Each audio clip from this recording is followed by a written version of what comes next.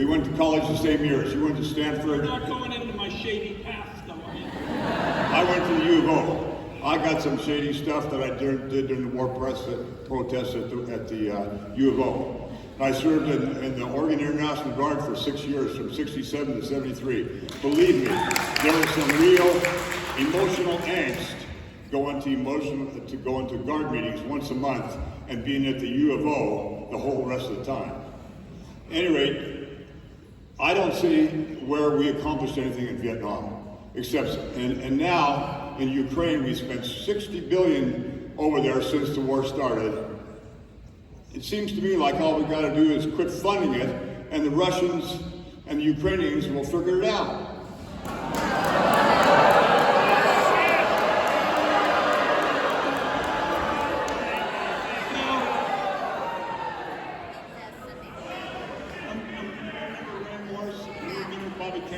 A couple of my heroes. You remember them both. I heard Bobby Kennedy. I think we're gonna... Wayne Morris. If you come to my office, you'll see a picture of Wayne Morris because my views on foreign policy have been guided by him. He was one of 2 United States senators who voted against the Vietnam War. That's my commitment to peace. Wayne Morris also, though, was very tough on people like Putin, dictators and others who took advantage, because I had the honor of driving him around the state when I was at the U of O, and he always, talked about it and said, you have to make sure, and it has some resonance today, you don't let bullies get a free ride, folks.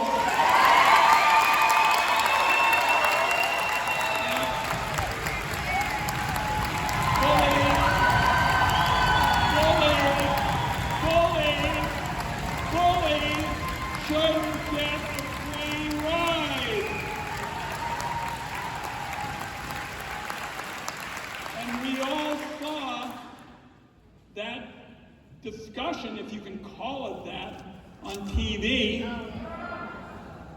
and that was an ambush. Yes. And it was a bully. It was a bully operation. And what we ought to do is say, look, we are going to be a country committed to peace and justice.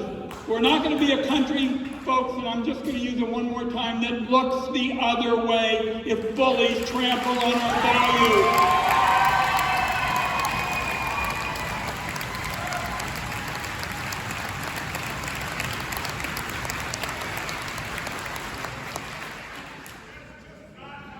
Okay, we're going to go on then. We've got time for 2 more questions, and I am still looking for audience member 474. And okay, right in the mid, okay, and then this one next. Okay, go there first. Thank you. And you'll be next, and you'll be our last question. We have 499 here. Gotcha. No, please here, 499. Yeah, right there up front, 499. I'm wearing a blue shirt, blue winter shirt, blue jeans, blue pants. I'm not purple at all. So I want you to know that. I'm also so pissed off right now at the leadership in the United States Senate that they are not willing to step up and fight. So my question is there any chance that Senator Schumer is going to be pushed out, stepped down, and get somebody in there that will fight for us?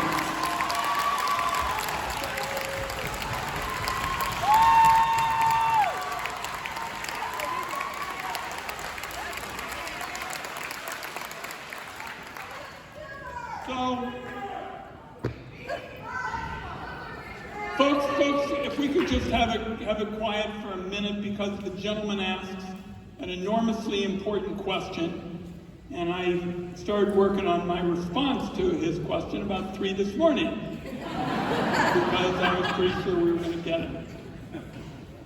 Beating Donald Trump's assault on American values, for me, are priorities 1, 2, and 3.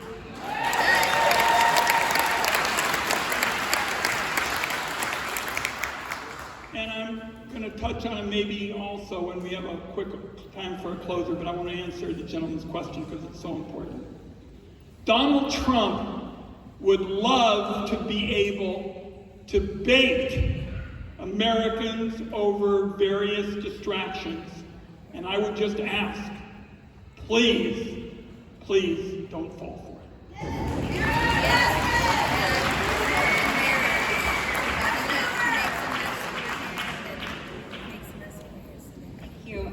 Senator Wyden and Representative Bynum, Elon Musk's takeover of critical U.S. government infrastructure details a massive and ongoing power grab by a small group of billionaire tech elites who openly reject democracy.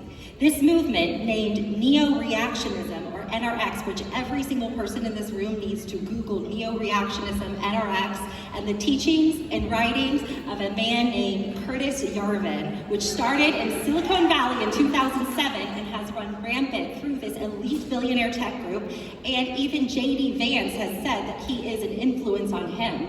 They openly want to dismantle democracy and in place establish a corporate entity where CEO-type kings enact the rules and laws, and that is what Elon Musk is doing under the facade of Doge. So I would like to know from you, one more thing for Representative Bynum too, is that you said just moments ago when talking about the Department of Education that when the states aren't doing their jobs, the feds are supposed to step in and make them do their job. And so now I ask you, as it is clear that the feds aren't doing their jobs, they are doing the opposite of their jobs, which is destroying our Constitution, our democracy, and the future of our country. What are you going to do to make them stop as the states? And how are you going to mobilize the people all here so that they know that we know and we're not going to take it?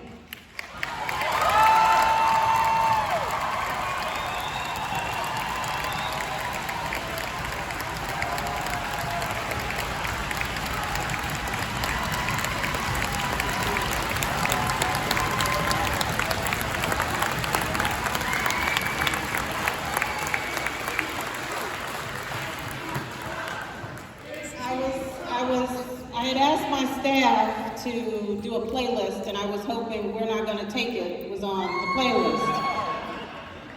So the first thing, number one, is for me to show up. My predecessor didn't do that, okay? That's number one. Number two is to promise to continue to show up. But number three is to take what you say and take it back to Washington, right?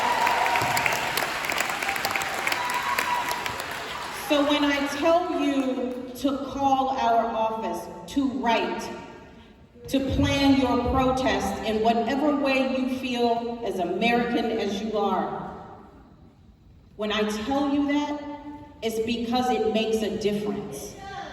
I can't do anything if I don't have the stories, if I don't have your rage and I don't have your passion, because I have the passion. But I gotta have yours too. And you know when things started to turn is when those people in Republican districts started to hand their representatives their asses. That's when the turn happened. So you got a cousin, you got a friend, you gotta call them. If they're in North Carolina, Oklahoma, hell, Eastern Oregon. You have to push them. You have to push us. You cannot go home and go to sleep anymore. That is not an option. If you're going home and going to sleep and you're tired, I get it. But that is no longer an option. Someone asked, are we at war? Hell yeah, we're at war.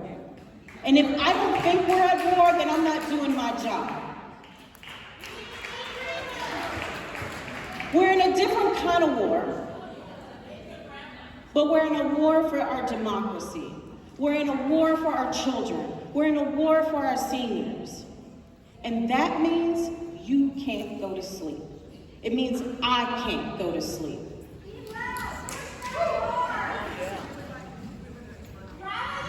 Okay. The question was I hear you. The question was about rallying the people. Last time I looked, Donald Trump supporters aren't having meetings like this. We're here to make sure the people know what's really going on, and I started doing it at the State of the Union.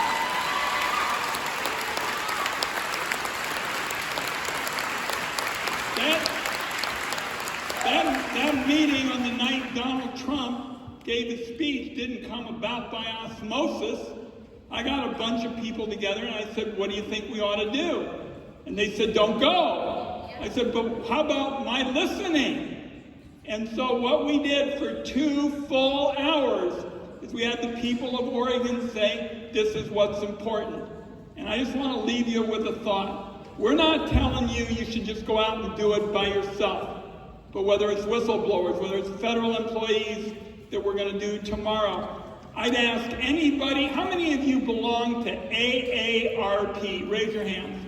Now look at the size of this crowd. AARP members, there probably is no program in America with the connective tissue of Social Security. Call your friends in AARP all over the country. We're going to beat Trump and Musk when they try to gut it, and he can call it a Ponzi scheme. We call it America.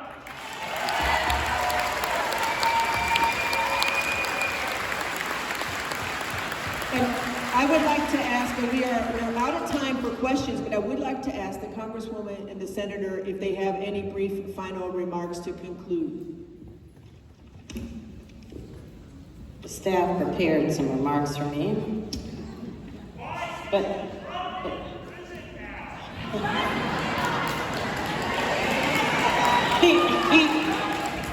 he won the election. I mean, for real, like, how many of you all know people who didn't vote?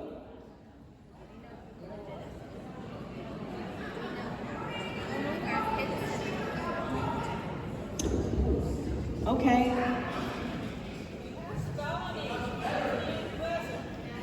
So, thank you. Thank you for allowing me to be here. Thank you for poking at me. Thank you for the hard questions. Thank you for yelling out. Thank you for telling me what is non-negotiable for you. Give them hell. I got it. I will tell you this. Mayor Johnson invited us. This is our first town hall, but it's not our last. We're headed to Clackamas next. I'll be headed to Deschutes after that, not today, but in the very near future. And again, if you want us back, if you want us to know how you're feeling, if you need to tell me, I had a lady tell me, I want you to get arrested. I was like, yeah, okay.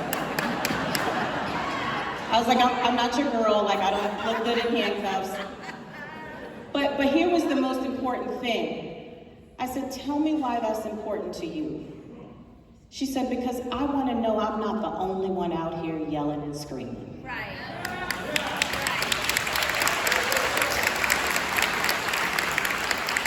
She said, I don't want to feel like the people that I've elected have abandoned me. Right. I don't want to be the only one out here yelling for my kids. I keep coming, and I want to know that you stand with me. And I said, okay.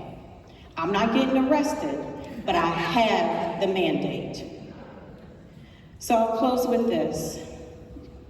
It is really important that every single one of you who showed up on a gym on a Sunday, and today is my Sabbath, it was important for me to make time and space for this.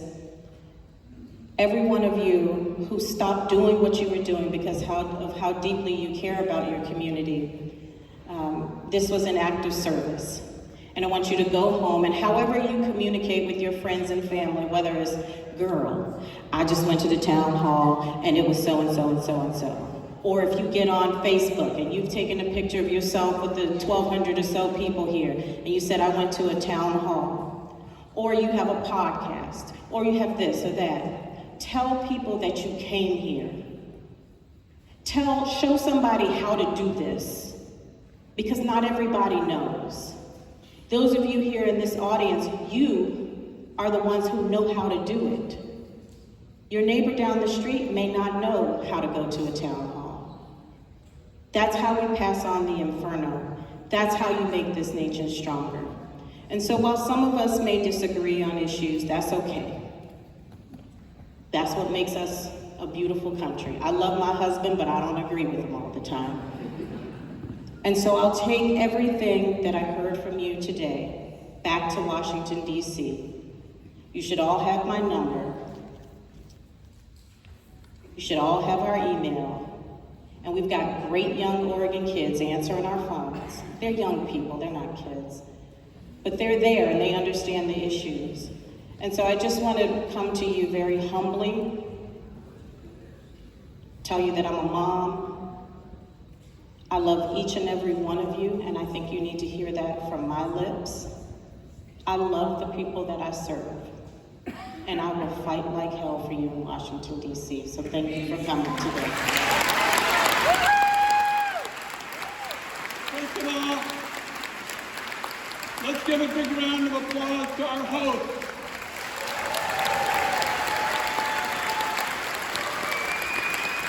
And I have only one quick point to wrap up on.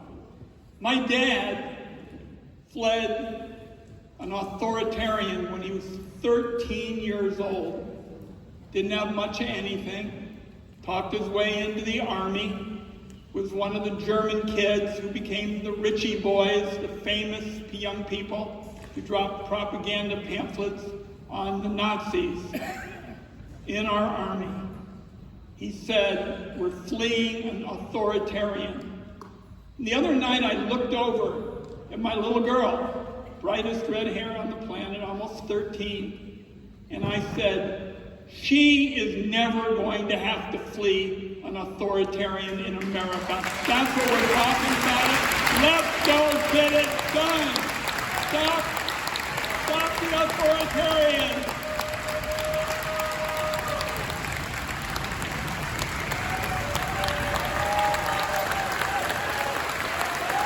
Can I ask you to thank our visitors again? Thank you all so much.